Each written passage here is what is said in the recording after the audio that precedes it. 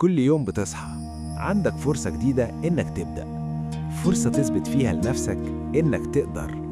النجاح مش صدفة، النجاح اختيار، واختيارك النهاردة هو اللي هيحدد مكانك بكرة.